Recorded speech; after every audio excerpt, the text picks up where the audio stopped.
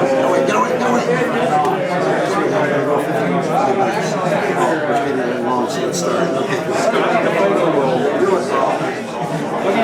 Scotty in the photo mode. Scotty in the photo mode.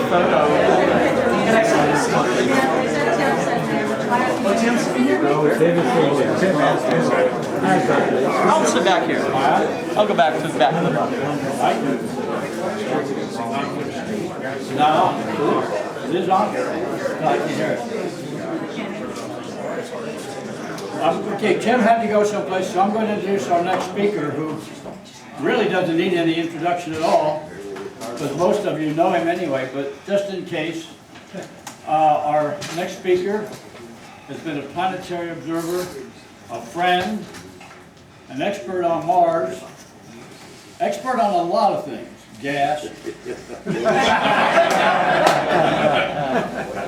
And with that said, I'd like to introduce you to Dr. Donald C. Parker.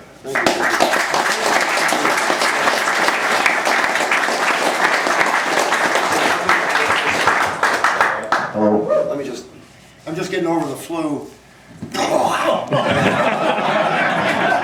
I may have to use this. In which case I will bring up some disgusting lungers during this talk. So bear with me. God, horrible. I give up smoking, but I have emphysema and it relaxes me. Okay, anyway, let's get out of here with this talk. We're talking about global warming, and it seems this room is appropriate for that. I was asked to give this talk in October to our Southern Cross Society. Is the solar system heating up? There's been a lot of news lately about all the different planets undergoing global warming, and I have shortened this talk a bit because I don't want to miss a minute of yours.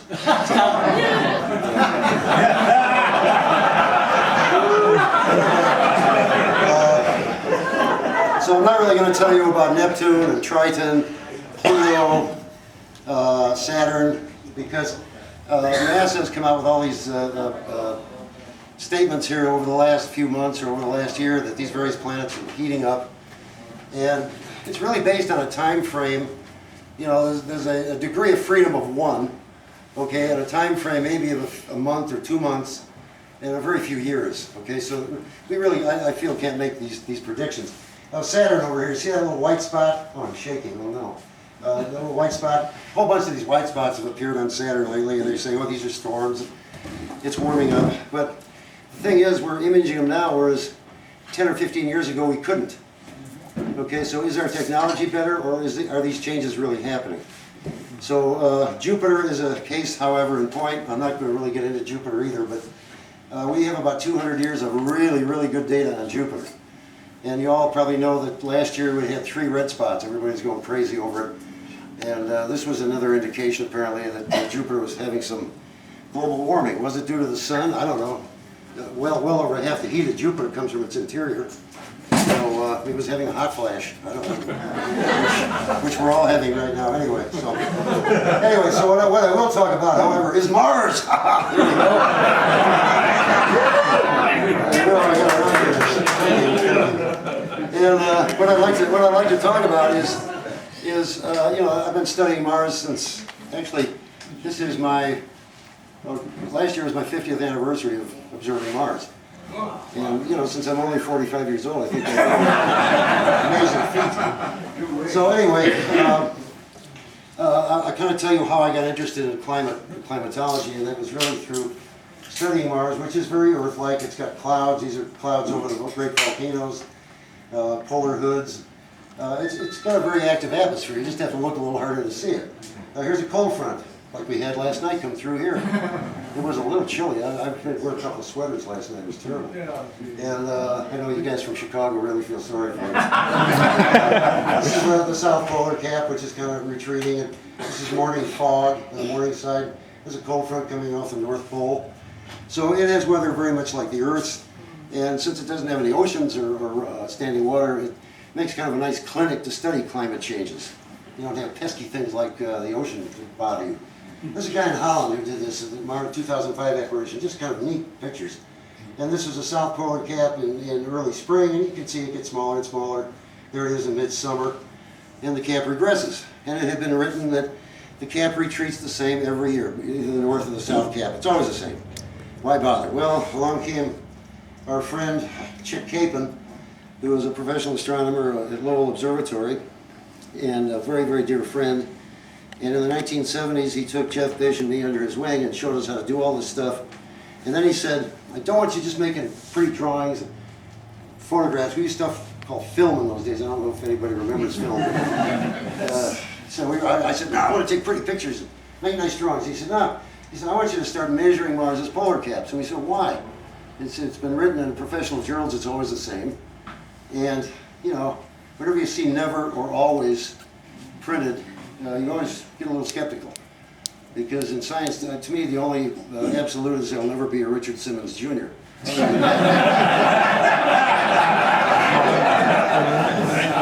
anyway, so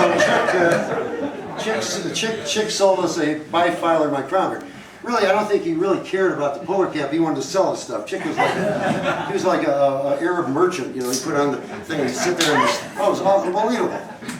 But anyway, so he sold us this. And what this is, it's a spider web, very accurate device that will measure distances. And I'm not going to get into this. The one we used at Lowell Observatory used spider web for the wires. And it wasn't just spider web, it was black widow spider web. And they used to keep a collection. Black widow spider is the state animal of Arizona anyway. And they used to keep a collection. They had like a little fork. And they go ahead and take the spider and then turn the fork, and the spider would be spinning its web, you know, around the fork, and they cut the web loose and lay it on the things there. So unfortunately, ours had monofilament, so we didn't have to mess with the spiders, which is kind of good. And it just shows you, it's like the old days of using an analytical balance, where you go always in the same direction with the webs, and you flip on the other side, do it again, we go back and forth, and then we do the polar measurements the same way, and do at least sets of 4 of these, which means we had a whole lot of measurements for each night of observing. And this was extremely exacting work, as you can imagine, because we were using 900 power on our scopes, standing up on a ladder. I mean, in retrospect, it was totally insane. It was very exacting work.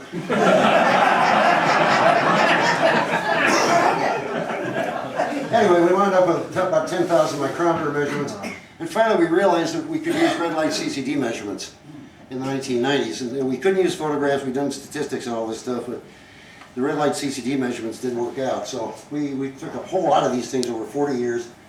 And what we come up with, Mars always has surprises, much like eating in a Chinese restaurant. It wasn't chicken.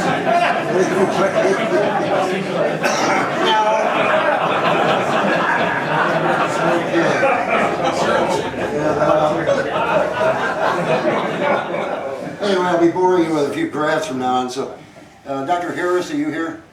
Dr. Harris will pass out the Dexedrine for the rest of the talk. Okay, what we found out was that this is the latitude of the cap edge, 90 being, this is in this case the North Pole, 90 being the North Pole, 60 degrees would be like Ontario, Canada or something, the latitude. And this is spring, and this spring goes into summer, the cap retreats. We found out that in the 1960s the cap was much larger in general than it was in the 1980s and the early 1990s. We said, yo, this is really interesting stuff, because it's supposed to be the same each time, and it wasn't. And actually, we published this in the Alpo Journal and a few other journals, and got the attention of this guy Keisuke Iwasaki, who's not only a professional astronomer, he is a professional sake drinker, who I found one night. Wow. And we're publishing papers, professional papers. Iwasaki is one of the guys who said it's always the same. He went 180 degrees, and actually we published stuff with him showing that the regression of the Martian North Polar caps seems to reveal the existence of year-to-year variations. Each apparition has its own characteristic cap regression. So looking at our data, now you got to remember when we did this, global warming was not a word or a phrase anybody knew. I didn't think about it. And when I got in the 1980s, the first bunch of data, I called NOAA, National Oceanic and Atmospheric Administration.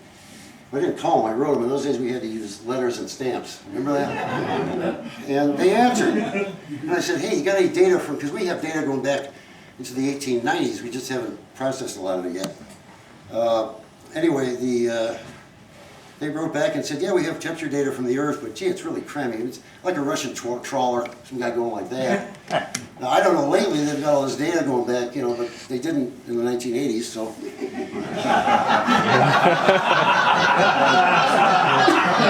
got the picture. So we said, yeah, maybe Mars is warming. Well, then along comes the Mars Global Surveyor, and Tim Parker is one of the guys who is he's no relation. He's one of the astronomers there at Jet Propulsion Lab. He and I are friends, and he's on the imaging team, and he got Michael Malin to kind of look at our data. And so over 3 Martian years, Malin positioned the orbiter over the South Polar Cap, a certain area of the South Polar Cap, at exactly the same Martian date, and lo and behold, each Martian year there was less and less of the cap. So Malin came out last year in a professional meeting and said, Mars is experiencing global warming and we don't know why. That's kind of cool. What year was that? 2006 or 2007 is when he had, it was November 2007. You're going to ask me the journal, I have no idea, but Michael Malin, you can Google it. And of course we do know why, because here are the Martians, it says the temperature on Mars has increased 0.5 degrees centigrade since the 1970s. What's the cause of this? The same thing is happening on Earth. And the Earth has just landed another space probe on our planet. Ah, interesting. Humans have been sending space probes here since the 1970s. Well, global warming is caused by humans.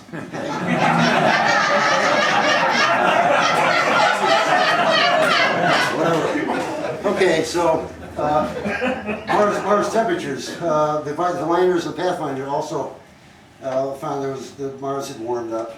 And in 2007, Laurie Fenton, who works at JPL, published a paper in Nature. Mars surface temperatures increased by 0.65 degrees centigrade from 1975 to 2000, which kind of goes along with what we found anyway with our polar cap stuff.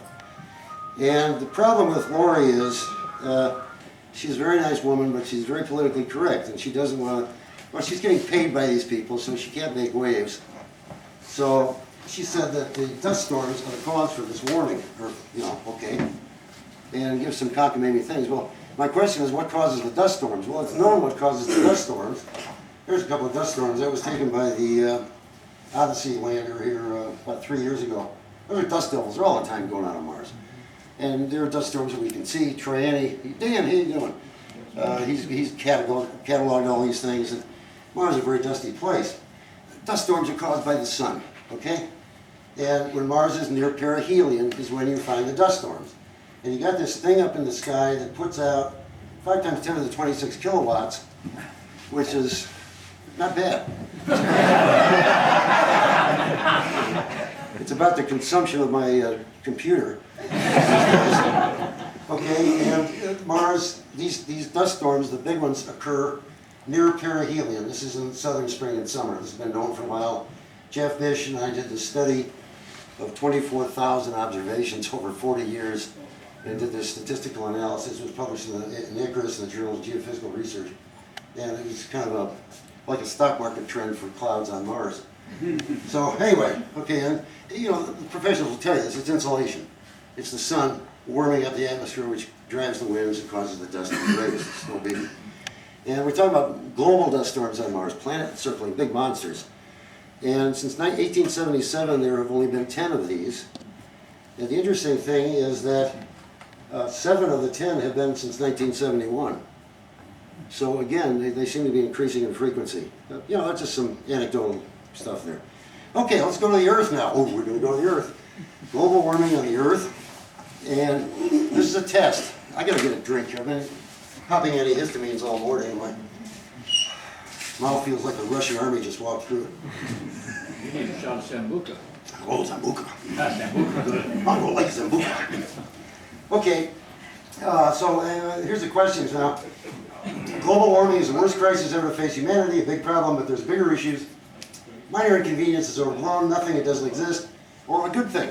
Okay, well, we'll ask, you know, we'll check on this test later. Al Gore said that climate change is more important than cleaning up dog mess. He's obviously never met my dog. Okay, now is Earth warming? Yeah, Mars is warming, the other planets are warming. Yes, the Earth is warming.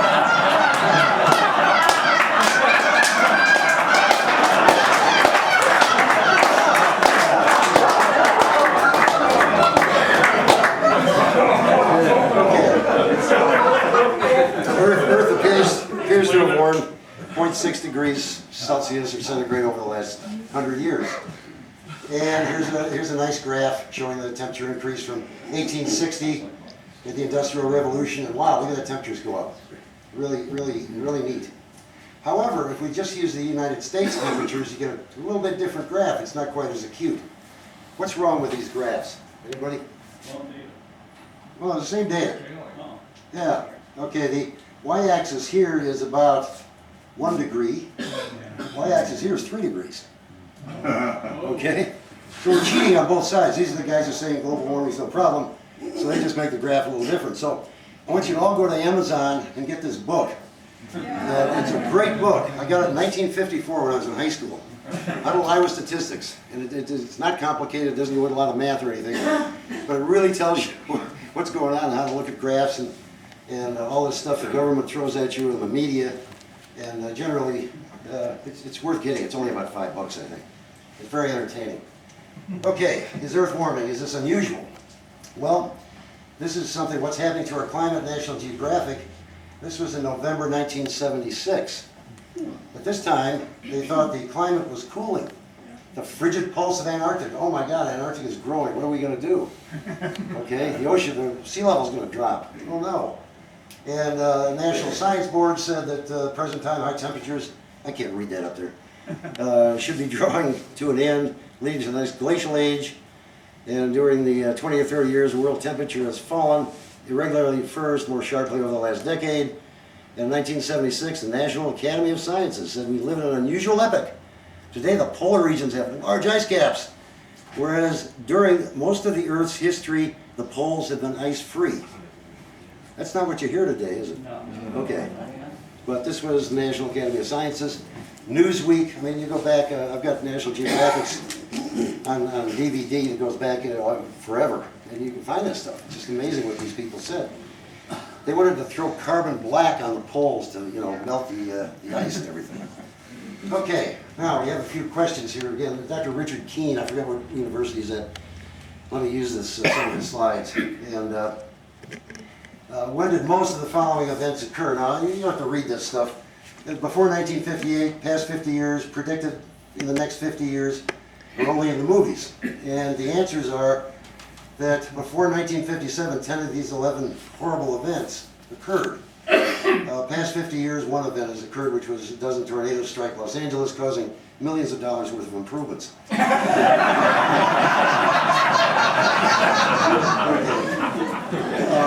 But here, Alaskan glaciers are melting at 1 mile per year in 1900. 1915, Alaska bakes at 100 degrees north of the Arctic Circle, and so on and so forth. So this kind of weather stuff is not unusual. This is kind of typical for us. Who was the first president or wannabe to talk about global warming? Anybody want to guess here? Hey, Jimmy Carter. I heard one winner, and that was Thomas Jefferson, who said, "The change in our climate, however, is taking place very sensibly. Both heats and colds are becoming much more moderate within the memory of even the Middle Age. Snows are less frequent, less deep." Royal Society of London said the same thing. Circumpolar regions are beginning to melt. Noah Webster, becoming warmer. This is really funny. U.S. Weather Bureau, 1922. The Arctic Ocean is warming up and seals are finding the water too hot. Yikes. So, it's nothing new, okay? Alarmism about climate. Now let's look at the past millennium, the temperature changes, and here's the famous hockey stick graph. And what this shows is that this is the year 1000, and here we are now, kind of, 2000. And Mann and Jones did this thing for the IPCC. Now, that stands for International Panel on Climate Change. Sponsored by the United Nations. Oh, good. And our friends in the United Nations. And this is the fourth one now, has come out in 2007. I think they started in 91. I can't remember what. Big conferences, hundreds of scientists. This is what Gore won the Nobel Prize for. Where the guys shared the Nobel Prize with Al Gore, who were on the IPCC commission, the scientists.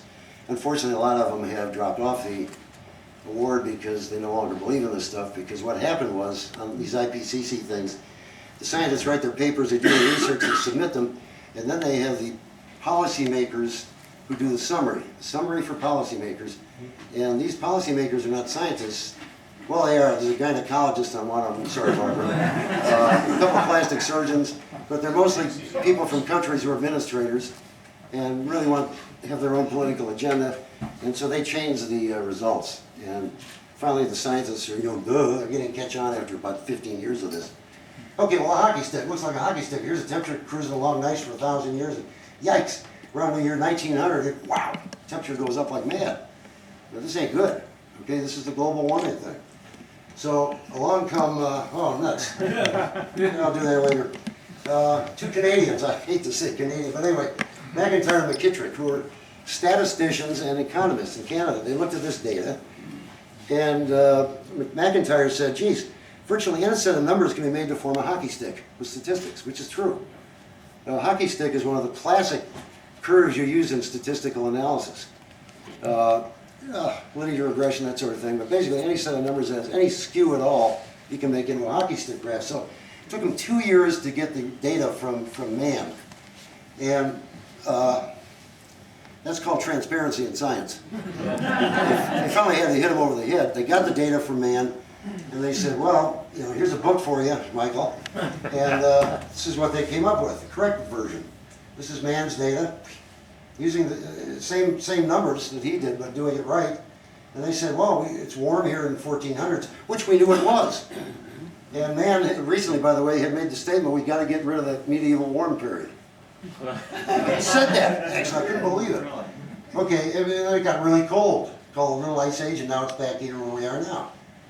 So, anyway, the latest IPCC 2007 meeting came along, and they said, well, we're not going to publish that hockey stick anymore, and Mann and Jones began to look like Inspector Dreyfus.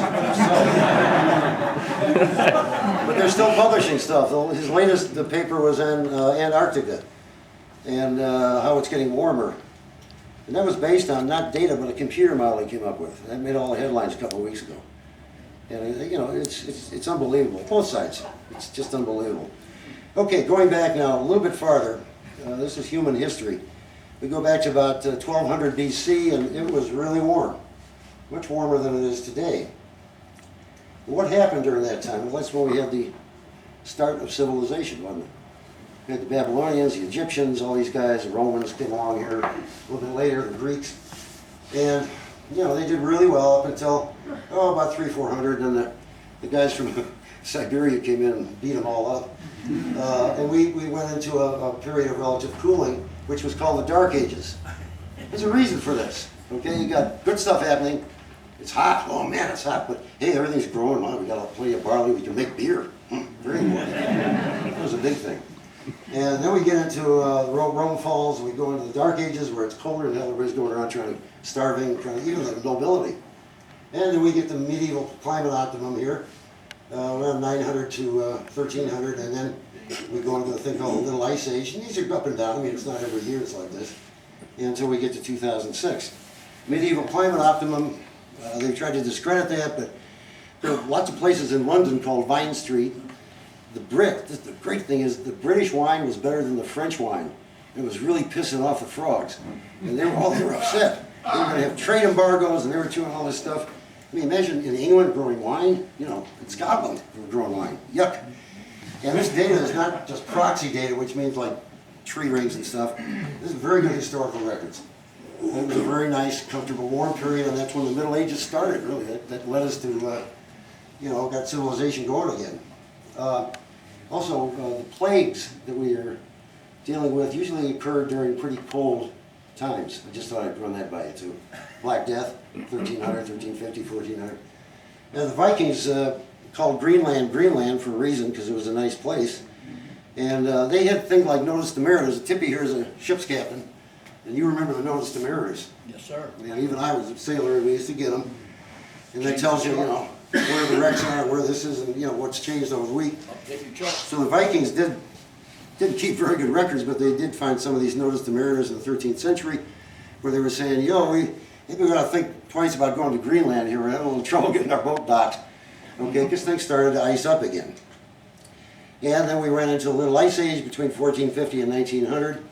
And that's when they were having fairs on Christmas on the Thames. It was frozen solid. There's all kinds of, again, historical evidence that this was very, very cold. And of course, you remember Valley Forge, right? All these horrible winters, Napoleon getting whatever knocked out of him in Russia, the whole thing. So this was a very cold period. Again, there were some years that were warm, but basically it wasn't too pleasant. They've tried to discredit that this actually happened, but Soon and Belianis have done a study, and this again is some proxy data, which is like ocean bed cores, ice cores, some historical records and so on. It was a pretty worldwide event that the world was cooler during that period, the Little Ice Age. Okay, now it's warming, and we want to know why. And all of a sudden we found a really, really good correlation between carbon dioxide in the Earth's atmosphere and the temperature being up here and carbon dioxide down here. Look, they really pretty well match. And we know that carbon dioxide, the greenhouse gas, hits it, if I have time later, I'll show you a great picture of Venus that Sean Walker took. Venus is all, dense carbon dioxide atmosphere, surface temperature is 900 degrees, horrible place. So they said, okay, this is what's causing global warming, and the way this works, they found a good correlation, and this is with ice cores, by the way, what I showed you. Ice cores are not really good for measuring carbon dioxide, but, they use them. So there's a couple of reasons for that. And don't ask me because the antihistamines are kicking in. Okay. Without anything else. Okay, yeah. Okay, the way the greenhouse effects work is incoming short radiation hits the Earth. It gets re-radiated as heat or infrared radiation back into the atmosphere. And some of it is absorbed. And the key here is absorbed. There are three main gases that are greenhouse gases. One is methane, carbon dioxide, and water vapor. And what happens is that these molecules get this heat radiation, infrared radiation, and they don't reflect it back, okay? This is not a reflection. It's not like a greenhouse you got where you grow your plants. They absorb the infrared radiation and re-radiate it at infrared wavelengths somewhat different from what they absorbed it at. And not only do they radiate it back to the Earth, they radiate it into the atmosphere too. That's kind of a critical point to remember. And of course, what happens is that the increased carbon dioxide emissions from humans, the greenhouse effect has become drastically exaggerated. The sea levels are going to rise. As you notice out there, by the way, the tide's up 12 feet since I've been talking to this. I wish it would, because I could get on my boat at low tide, and I can't now. I'm fat and I'm crippled, and I want global warming to happen. Oh well. Okay, now, greenhouse gases are not man-made. Most of them aren't. Here we've got, oh geez, sorry, oh my goodness. I'm getting crazy here with the pointer. Nitrous oxide, methane. Now methane, in this case, they didn't count me in the study. So. A little bit more. Fluorocarbons, and notice CO2 is only 3% of all the carbon dioxide in the atmosphere. Now the big greenhouse gas, what wasn't mentioned on that graph, is water vapor. That is 95% of the greenhouse gases is water vapor.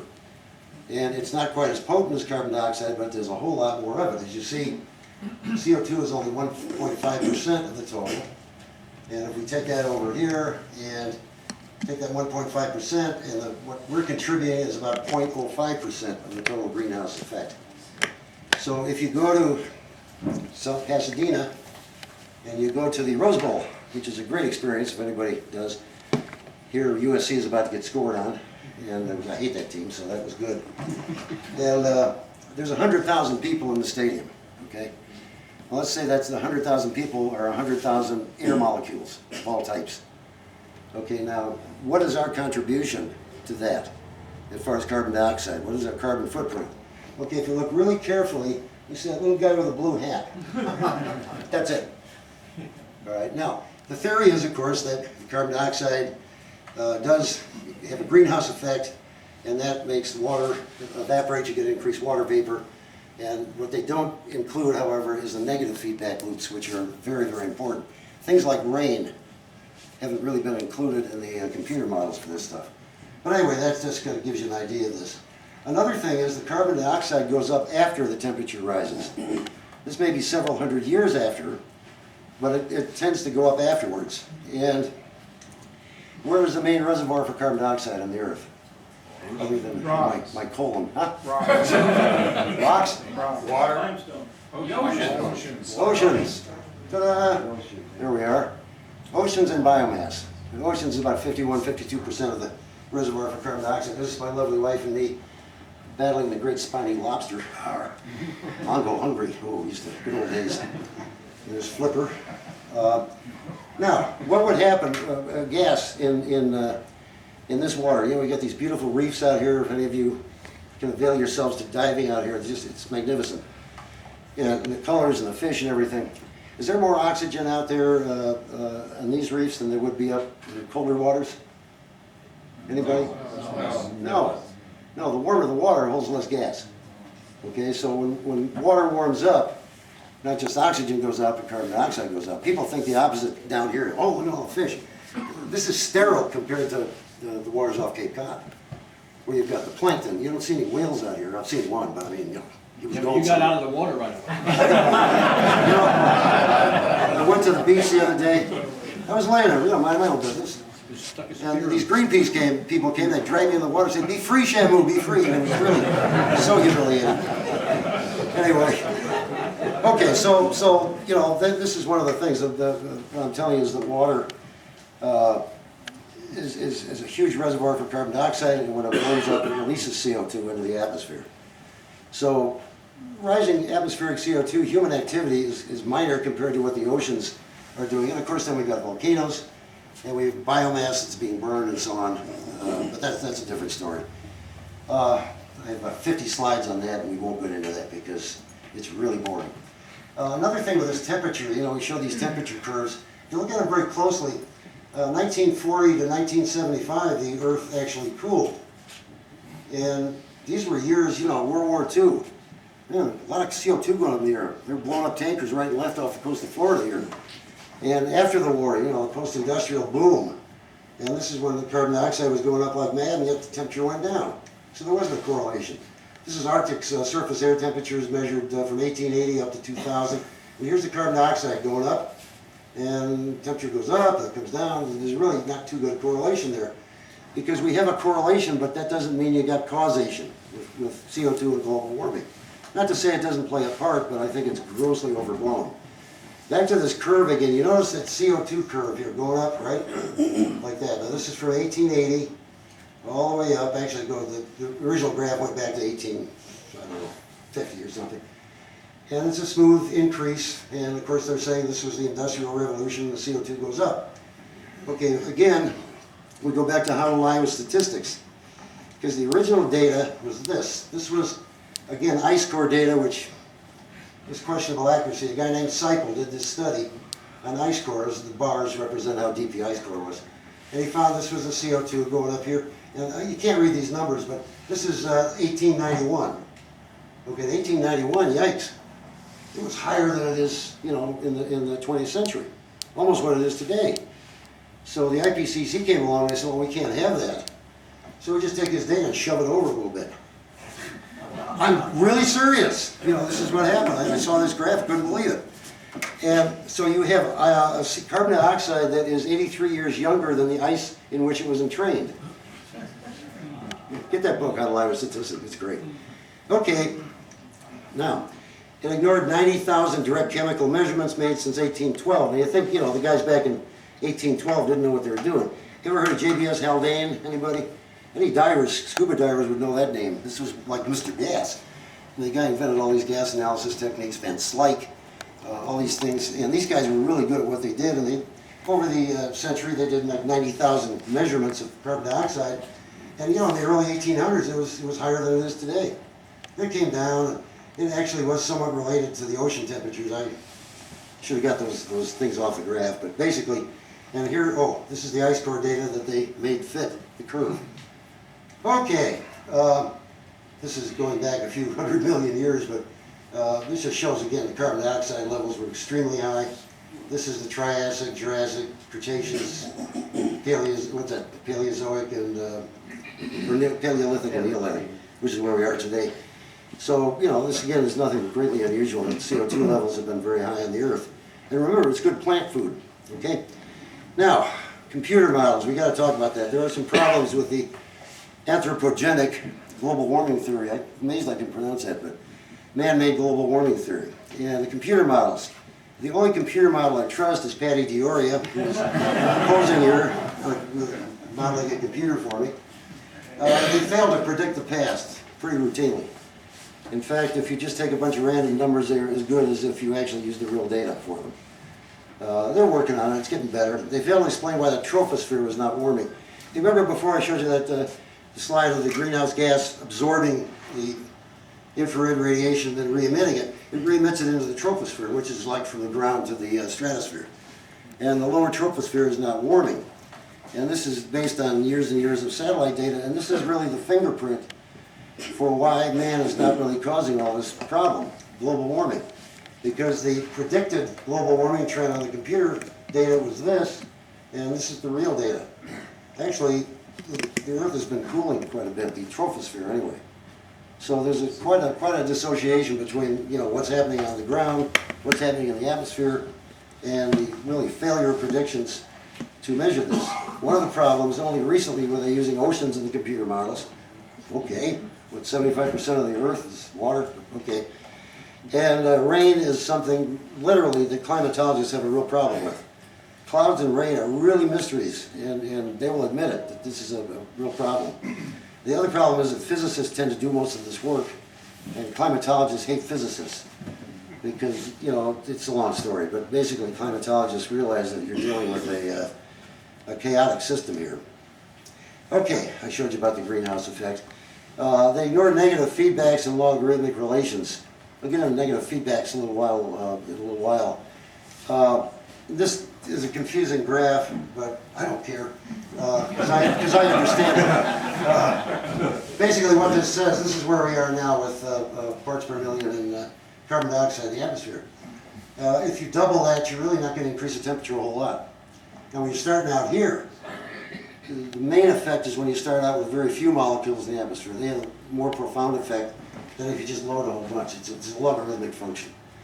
So again, increasing it greatly is not going to raise the temperature all those 5 and 7 degrees that they say. And they ignore clouds and precipitation, which I mentioned, and the sun, that guy up there that's 5 times 10 to the 26 kilowatts.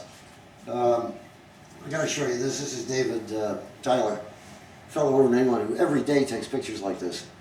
And he sends them to us. So this is just amazing. This is with very little activity, but just beautiful stuff. Okay, back to these curves again. You see that there's a much better correlation with solar activity in temperature than there is with carbon dioxide levels in temperature. And here again, this is surface temperatures. That before that was air temperature. Surface temperature from 1880 to 2000. Again, a much better correlation with the solar activity. Solar cycle length seems to be the main influence here. That the shorter the solar cycle, the more active the sun is, and the more you get warming. Now, you all see the article in Sky and Telescope about the sun causing global warming. There's a cover. Anybody see it? Yeah. Well, nobody reads that crap anymore, but anyway, it was written first of all by an intern, or an ex-intern at Sky and Telescope, who wasn't a scientist. And I kind of threw the article out when the first page there was a hockey stick curve. You know, which IPCC won't even print. She had it in there, I figure, what the hell. But she did mention some good things in the article, but then poo-pooed the whole fact that the sun could possibly be affecting our climate. And for good reason, because the sun changes its brightness probably only about 0.5%, if that. I think it's 0.01%. I mean, you know, the amount of solar radiation getting to us is not all that variable. It is a variable star, but not that bad. So how does that work? Well, the theory now is that the active sun wards off cosmic rays. And you all remember the cloud chamber? You're all old people, so you got to remember the cloud chamber. Remember Mr. Wizard, right? Start there, okay. I was going to make one for this talk, but then I got too lazy and I couldn't find radium. What you do is you take a mason jar. You can really do this at home, kids. And put it on some dry ice, and inside the mason jar you soak a bladder with alcohol. And where's that boot? Oh, no, I got the alcohol. Yeah, okay. And what you wind up with is a saturated air inside the mason jar. And then what you do is you get a radioactive source next to it. Oh, I just went backwards. And you look at the thing, you shine like a projector light on the thing so it's real bright, and you can see it. And you see all these little choom, choom, choom, these little clouds forming. Like bullets, you know, like tracers. And that's called a cloud chamber, and that was actually the first cyclotron. That's basically what they do when they're using these huge cyclotrons. They're shooting radioactive particles, alpha waves, which is protons at alpha rays, at something, except they're doing it at relativistic speeds. And they're getting essentially this sort of pictures. You see those pictures from the cyclotrons that look very much like this.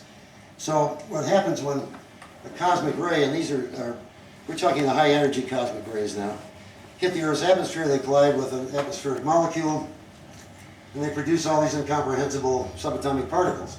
Muons especially, muons are the real key to this. You have electrons and positrons and pions and all this stuff. I'm going to test the table now, because I'm really hurting. Okay. More. Okay. Anyway, what happens, and these form a nidus for water to form. No, I'm fine. These form little nidus for the water vapor to collect around and form clouds.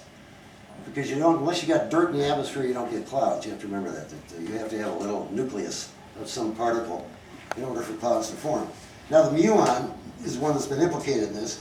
And by the way, after this is all done, you wind up with beryllium-10 and carbon-14. And this is one of the elements they've used now to trace the cosmic ray activity on Earth going back really millions of years.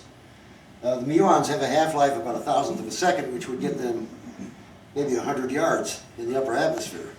But this stuff occurs in the lower atmosphere, so again, the people said, well, this is obviously not the problem. Muons can't get down there to cause the clouds to form. Einstein, however, remember Einstein? Smart guy. He, remember these muons are traveling at relativistic speeds. So 1,000th of a second to this muon is a long, long time. Okay, we don't see it like that, but relativistically it does. They have plenty of time to get to the Earth's surface, which they do. Artist's rendition of the solar wind, which is just a bunch of charged particles blasting at us, interacting with the Earth's magnetic field. And the theory here is that, again, with the ice cores, they found a very, very good correlation over 500,000 years between the beryllium-10 counts in ice cores and the climate, which they usually use oxygen-18 to measure determine the Earth's temperature at the time. So, it's a theory, but it's Svensgaard and Denmark and some of these guys have actually done experiments with this now and shown that, hey, it seems to work pretty well. The high cirrus cloud, remember I said the muons got to get to the surface because the high cirrus clouds actually are like greenhouse things. They reflect heat back to the Earth. And there is by the way, these are from Mars. Isn't that cool? It's the Phoenix lander, the one on the pole. Oh, did you see the thing yesterday on the web that they found water droplets on the legs of the Phoenix lander now? Yeah. It's like they're running down the I mean, it's weird. They say the water is super saturated with salt, so it can stay in liquid form. I don't know how it got up on the legs, but it's pretty It neat. doesn't work anymore? It was an alien that peed on No, it's still working. I thought they lost contact with it. Well, it was just on the web yesterday, so it probably came from 6 months ago. Who knows? That's a problem with a lot of these spacecraft. What you see is from before, but yeah, they should have shut it down because it's winter there now, isn't it? Yeah, Okay. they lost power. Okay. But this was some of the stuff they got. It's on, you'll see it on the web. Okay, but anyway, speaking of clouds, there's another thing. We're talking about negative feedback. Spencer, who used to be the head guy at NASA, works at the University of Alabama now. And he has come up with a Pacific heat vent, which they found, that actually as the ocean surface warms, the amount of these high cirrus clouds decreases, allowing more heat to escape. And I've spent a lot of time in the ocean over the last decades, not so much this decade, and I've noticed a really decrease in the tops on the thunderstorms, which are these high cirrus clouds. So there is some sort of negative feedback mechanism, that the Earth is doing. Okay, solar wind is weakest in 50 years right now, and that's since the measurements began, and we are now in a prolonged solar minimum, and Howard Eccleston sent me these pictures. This was up to February 10th, with not a whole lot to see. Barbara, I'm really glad I brought that hydrogen alpha filter from you. You're a smart lady. Oh, yeah. But Howard, there is a, I don't know if Howard's here, but there is a There's sunspot. in the No, northeastern hemisphere. there's a spot. A spot. Yeah. Pretty good. Okay, lowest activity since 1913, the longest period of, little to no spots since 1913. So one wonders if we're going into another ice age, a prolonged solar minimum. And there's a thing called the Maunder minimum, which occurred at 1645 to 1715, where there were no sunspots on the sun. And again, you think, well, these guys, they didn't have very good telescopes. Well, there wasn't a whole lot else to look at. That's all they did is go blind looking at the sun. Quite seriously. So they had very good records back then of sunspots. That was a real cool thing for these guys then. And they had a tremendously bad colds. The years without summer, they call them. And that was one of the first correlations with sunspot activity. Okay, humans are changing the climate, however. There's a thing called the urban heat island effect. And that means that the closer you get to a city, the hotter it gets. Especially if the city is in this room. Stifling. Now, you can understand that, by the way, by today you take off your shoes and go out on the highway barefoot after sunset, and you're going to feel you're going to feel heat. The heat will be there for quite some time. So the cities, got a lot of concrete, a lot of heat-absorbing materials. This heat island effect was a science fair project for this kid from Phoenix. I don't know why he's wearing a Texas shirt, but he went to Radio Shack and got some thermistor probes and a few things. Got his dad to drive him back and forth in and out of Phoenix. And lo and behold, the farther away you got from the city, the cooler the temperature got. I mean, it's not earth-shaking, but for a kid to come up with that, it's pretty cool. Urban heat island effect. New York has gained about 1.5 degrees over the last 100 years. Oswego, New York, however, is cooled by that amount. I don't know what Oswego is, but it's probably not real big. Truman, Missouri has gone down almost 2 degrees, 2.5 degrees over that period. So we're not experiencing this global warming everywhere. Okay, there's another science fair project that fell out in California for his daughter. She was wondering about how they measure temperature. So he gets the NOAA website, and they list the GPS coordinates of all of the temperature stations in the United States. So he goes to them. This is one here at Orland, California, and he says, "Wow, this is good. Here's the temperature station, and you got a bunch of fields and trees, and it's really it's the way it should be. There's nothing really affecting the temperature readings, and actually the temperature is really stabilized over the past 60 years or so. We have the good, and then we got the bad, which is Forest Grove, Oregon, and we have one here that's right under a macadam driveway. So you imagine what the heat is doing there, especially at night. Here's one 10 feet from an air conditioning unit, and yeah, the temperature's gone up there. Wow, that's hot. Then we have the ugly. This not only is next to an asphalt parking lot, concrete patio next to an air conditioner, and they barbecue at lunchtime there. It's California, they barbecue all the time. So this is a problem with ground-based temperature measurements, and it really is. There's one in Key West, but I can't get the coordinates for it. I don't know where it is. It'd be interesting to see. Another thing with this land-based, the temperature's increasing. In the 1980s, the Soviets closed their Siberian temperature stations. Now, if you take away the coldest stations, what is that going to do to your average? It's going to, right? And that wasn't taken into account, by the way. Antarctica is the southern hemisphere, is not warming. Punta Arenas, that's down in Chile, towards the bottom. It's down the bottom of that big continent there. And that's actually been cooling over the last 100 years. Okay, so we're going to talk about sea ice, and there's all this stuff in the news constantly about it. Antarctica and the Arctic. What happens if you melt all the Arctic ice? The North Pole. What happens to sea level? Huh? It's the same. Stays the same. It's floating, it's the same. Yeah, it's floating. Get an adult beverage, put ice in it. But for that, we'd be spilling our booze all the time. It'd be what we do anyway. That's a different reason. Okay, sea ice coverage varies from year to year. Satellite observations of the ice began in 1979. 2007, which ice coverage record was set? Most Arctic, least Arctic, most Antarctic, least Antarctic, or no records? Okay, A. Let's see, we got two answers.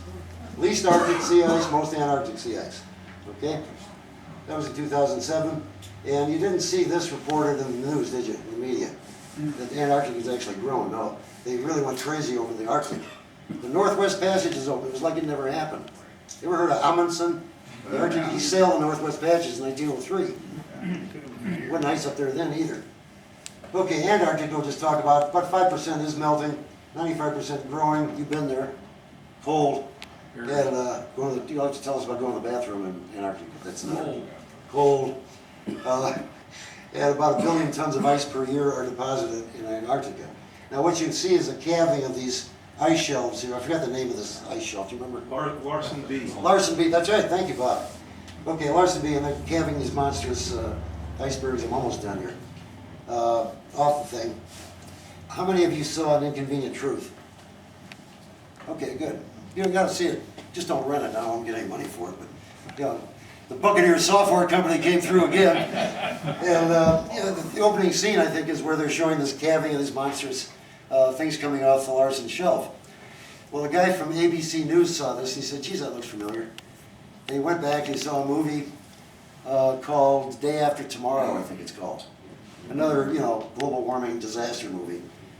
And he got a hold of the producer of it, and the guy said, yeah, that was our footage. It was styrofoam.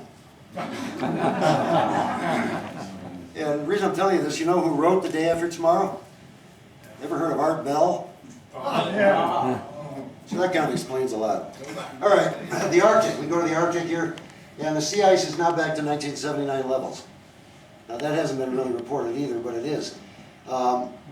Just a few, what was it, last week, I think, or no, it was a few days ago, they said, oops, never mind, because they were saying 2009 was, or 2008, this winter, the Arctic is shrinking even more.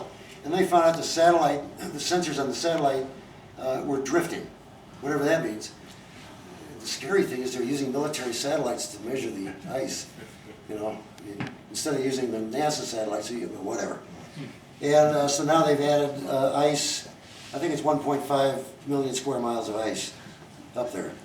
Maybe it was something besides the sensors that were drifting. Yes, I think something was drifting too. It's like, you know, whatever. We don't want these Eskimos and Inuits and things like that. Yes, well, it's, no, that'd be too easy. Okay, and this famous picture, we all know this, poor polar bears being stranded, they're all gonna drown. Poor guys. All right, this was taken by a chick named, a young lady named Amanda Bird, who was a graduate student in marine biology on a ship off the coast of Alaska, doing some, you know, work, research. Amanda, you can go on, you can Google her. She has a big statement. First of all, she's suing everybody in the world. And she took this picture because she doesn't care about global warming. She doesn't know anything about it. She doesn't really care about bears either. But it's a cool picture, so she takes the picture. And didn't think anything of it. There was this fellow on the ship. I don't know what was going on there, but anyway, she gave him the picture. You know, it was a digital thing. He was a photographer, and she forgot about it. And a couple of years later, he is going through his pictures, and he says, wow, this is great. He gives it to Environment Canada. Any Canadians here, by the way? Because I'm going to say some bad things about you. Okay, whatever.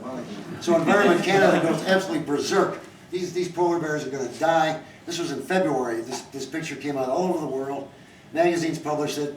Amanda's now suing the magazines. Al Gore uses it in his slide presentation, but he paid her at least. So, you know, that was good. And the problem is this was taken in August, fairly close to shore. And polar bears can swim 60 miles without stopping. And they're amazing animals, you know. They were just having a good time looking at the stupid humans on the ship. They were looking for food. Yes, yes. It was a nice ship, it was at a camera. 'Cause That's right, yeah, that's right. There's my camera. So I don't think we really have to worry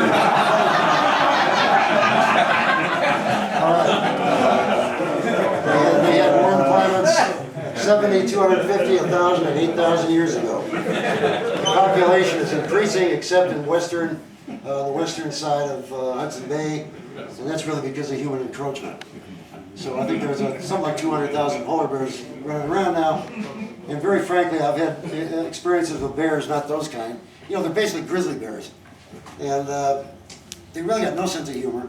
They have a sense of smell that would put a bloodhound to shame. They can smell a seal 20 miles away, and they love the smell of coffee, so if you go up there, don't drink coffee. And they're one of the few animals that actually stalk humans, as we can see here. Okay.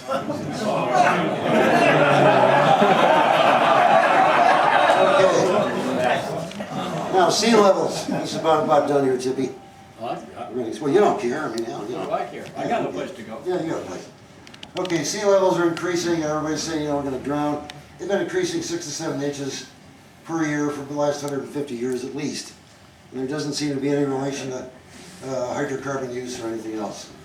And we really haven't noticed any. I would love a sea level increase where my boat is so I can get onto it. You mean per century? What do you mean get onto a boat, huh? You mean per Oh, century? per century, not per year. I said, yeah, whoa. Yeah, it's time to leave now.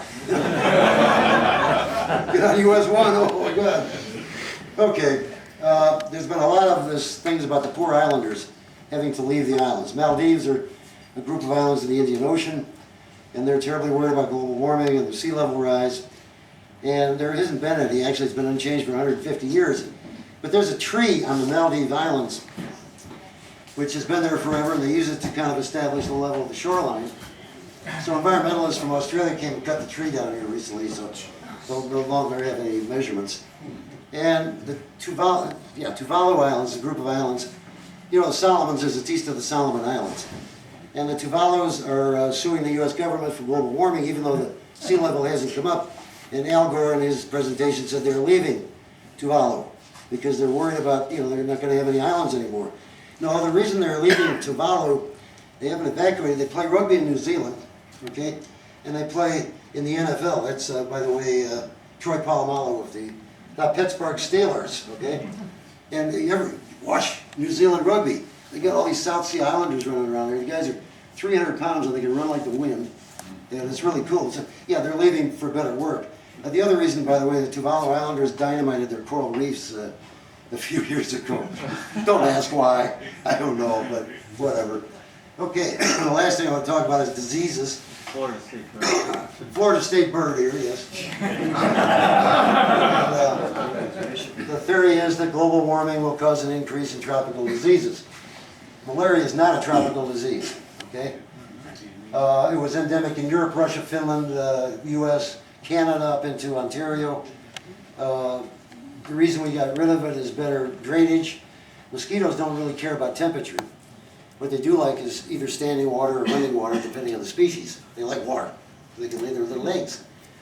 And also the use of DDT helped eradicate it from most of Western Europe and here. So where was the, oh, this was a quiz. The worst outbreak of malaria in the 20th century occurred in a place called Archangel, which is about 30 miles south of the Arctic Circle. Okay? And there were 30,000 cases in 1922 and several thousand deaths. So the mosquitoes really could care less about temperature. Anybody here from Wisconsin, my contingent from Green Bay here, I don't know, they got mosquitoes in Wisconsin that make ours look like amateurs. I mean, you've heard of Russell Porter, the guy who did the telescope making books and all that, the old guy. He was an Arctic explorer, and then he went to on the team to scale Mount McKinley in Alaska. And they failed for 2 years because of the mosquitoes. They didn't have off in those days, you know. Hey, Don? Yeah. I think they're from the genus Corvus, or Crow. Yes, that's right, of course. That's right, that's right. Oh, here's some people from Archangel posing for the picture. Tropical disease. Now this is bad, okay? Now I'm only showing you this because I really don't like environmentalists. I'm a conservationist, which means that I really care about human beings as well as the environment. Environmentalists don't like human beings at all, except for them, they get to stay alive. And this was a study I read in the the World Wildlife Fund, I believe, which was founded by Prince Philip of England. We all know Prince Philip. And another prince from Holland, that I lost his name, but he was a member of the SS during World War II. Okay? It gives you a little sampling of what we're dealing with here. And their study, this was published in the World Wildlife Fund. It's on the net. I couldn't believe it because it's very obscure until you actually get in and start reading it. This is about malaria in Africa. And malaria kills about every 42nd a child dies from malaria in Africa. It's one of the worst diseases in the world. And we had a way of getting rid of it called DDT, and of course that wasn't, no, couldn't do that. So if we eradicate malaria, okay, just get rid of it completely, the African's carbon footprint goes up to here.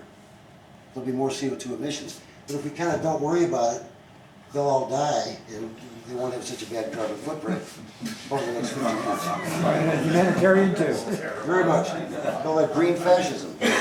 I'm serious, this is scary, this is the way some of these people think. You know, it's called culling the herd, as long as they're black and brown, they don't care. And it's just disgusting. Okay, anyway, dengue and yellow fever as far north as Boston. And there's really no evidence of change in transmission due to climate. One of the guys from the IPCC who did the disease thing, he headed the paper on diseases, resigned his position. I forgot his name, but he's the head of the Pasteur Institute in Paris. And he's one of the experts on mosquito-borne or insect-borne diseases. And he said this is totally false, that global warming is going to cause this. Actually, the worst disease is caused usually when it's cold because people are huddled together with their rats and cats and dogs and fleas and all the other pets. Okay, back to this test. We're almost done. 2007 was the warmest in a decade, warmest in a century, warmest in 1,000 years, the coldest in a decade, the coldest in a millennium. What do we got? Okay, 2007, A, warmest in a decade. All right, B, warmest in a century. Let's see what 2007 was. The coldest in a decade and the coldest in the millennium, which of course is only 7 years.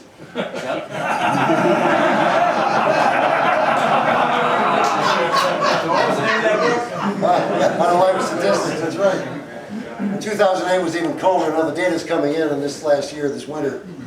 People from north of here, I think, can verify that. We had to take our orchids in 3 times this year. Wow.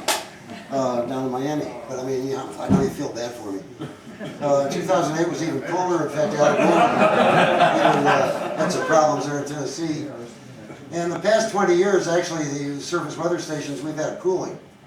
Actually, since 1998, the Earth has cooled on. It's made up almost that half, that 0.6 degrees centigrade that we gained during the previous century. That was surface weather stations. This is low troposphere. And again, you see this. And the interesting thing is that an inconvenient truth was released right here when the cooling really started. So I think Al Gore saved us. Whoops. Okay, this is back to that. Is this that test? No.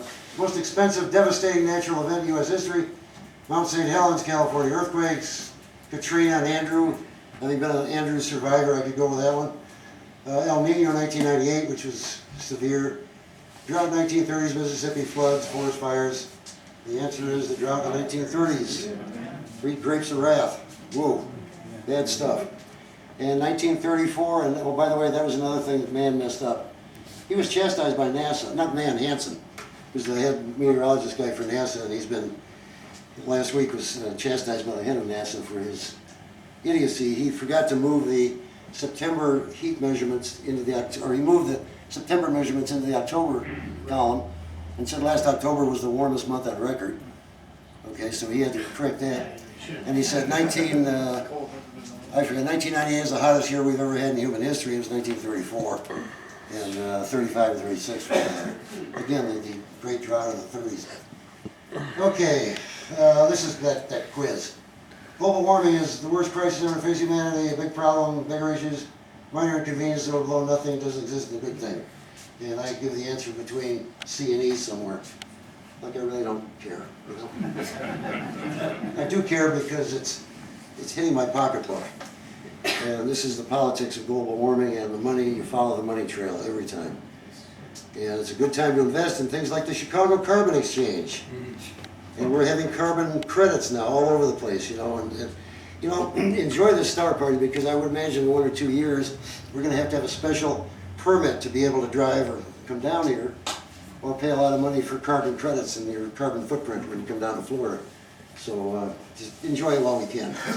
I wish I'd invested in that. I had a chance and I didn't. I blew it. And we got to be careful because we're talking dogma versus science, and that's what really has gotten into it. It's become a religion. Carbon credits are like the old medieval selling indulgences. And the last thing I'm going to talk about is the bucking of the consensus. The science is settled. You've heard all this. Now, we all know who this guy is, right? Galileo? No. Oh, come on, guys. Yeah, I thought you guys are strong. Ludwig Boltzmann. I mean, cry. You know, anyway, Ludwig was an interesting guy. Well, he's nut to begin with. You heard of the Boltzmann coefficient, the Boltzmann constant? Okay. Really smart guy. And he lived, you know, the middle 1800s up until 1906. And Ludwig he was interested in gases. And remember in 1850 and on, if you built a better steam engine, you made lots of money. Okay, so Ludwig was interested in the way gases expand and designing better steam power because that was the atomic power of that time. And he came out with all these equations. Well, he was just shunned by all he couldn't publish his papers. He couldn't, he was just castigated he couldn't go to public meetings, they made fun of him because he thought there was such a thing as an atom. And this was going against God's will, that matter was infinitely divisible, you know, it was perfect. And he actually came out, and in 1906, in a hotel room in southern France, he hanged himself because he wasn't allowed into a meeting. And the tragedy of it is that the year before, Einstein had published a paper proving that there were atoms. What paper was that? Anybody know? Okay. Brownian motion. That's right. I thought it was photoelectric effect, but Brownian motion. Where you know, you put little pollen grains in water. Einstein not only showed that they were atoms or molecules causing this, he determined the size of the water molecule. Whatever happened to Einstein? He was a smart guy, you know. Gee, it's too bad. So anyway, this shows you bucking the consensus can be hazardous. That's especially true today too. You know, for me getting up here, I got to be very careful that Tony Soprano doesn't come pay me a visit one of these days. And I think we're done here in the sauna, so just I'll leave you with enjoy the warm climate while it lasts. Make enough CO2 to feed a tree. Have a nice day.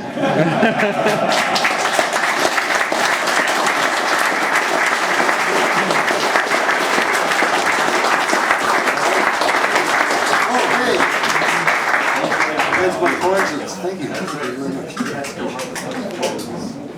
Oh, really? Wait, don't leave yet, I've got an announcement to make. We have an announcement. Wait, you got the microphone? He doesn't need it. I don't need a mic, nobody's recording. Here. Okay. I stopped everybody from leaving a minute because I have a special announcement to make. Normally, on Friday, when I have the door prize giveaway, as most of you are aware, that the Winter Star Party gives away the Astro Oscars just prior. The Astro Oscars just prior to the door prizes. Well, the directors of the Astro Oscars, which I am one, and Scott Roberts is one, Dr. Mike Reynolds is one of the directors, as is Steve Edberg from JPL. And these awards go out to outstanding astronomers from all over the world for various outreach contributions and so. And since Don is going to be leaving after his talk, or after my talk, because I make him stay to listen to me. I have to see your talk. I wanted everybody to know that this year, it is my pleasure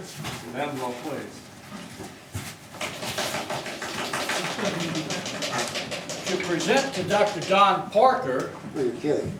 Yeah, I'm kidding. This is my wall of wood. Yeah, wall of wood. To add to his wall of wood, the 2009 Outreach Award to Dr. Donald C. Parker.